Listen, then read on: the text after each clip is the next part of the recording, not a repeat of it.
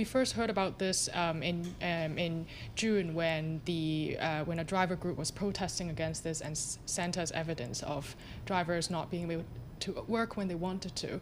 And so we've been reporting about this over the summer, and we heard that drivers were also locked out in surge zones, which goes against what the companies were telling us, that they were doing lockouts only in areas of low demand. So surge zones are when the companies say demand is way bigger than supply, and they would charge customers higher fares as well.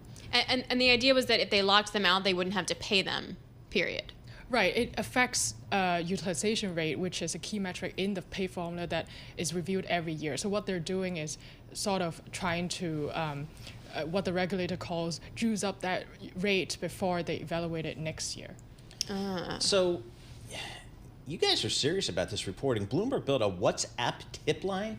Yes. Tell us about that. Yes, so we worked with our investigative data journalist, Leon Yin. Investigative data journalist. Yes, and he built this WhatsApp tip line that would take in screenshots from drivers, and we know that drivers are very active on WhatsApp. They had a lot of groups sending pictures to each other already, and so this tip line got us a lot of screenshots, like more than 5,300 of them. Oh my gosh. Yes. What's been the response from Uber and Lyft?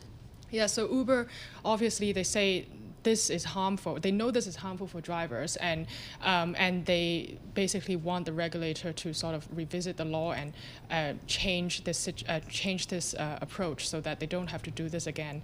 And same for Lyft. So they acknowledge that they do freeze out their drivers. Yes. And they say they freeze out the drivers for what reason again? So they say it's so that they can, obviously to the drivers, they say they have to limit access because of the rules. And the rule says you can't, we're not going to pay you if you're just kind of going to a ride or something? No, the rule is the opposite. That like they get paid. They get paid. No matter if they have a person in a car okay. or not, if they're like on the clock, so to speak. So they're basically then in essence limiting the clock. Gotcha, okay. So Thank you. what Uber and Lyft are doing though is legal, yeah? Yeah, there's nothing in the law that says lockouts are illegal. So, which is why this is a loophole that they're using to sort of to sort of affect what happens next year. Okay, that's so.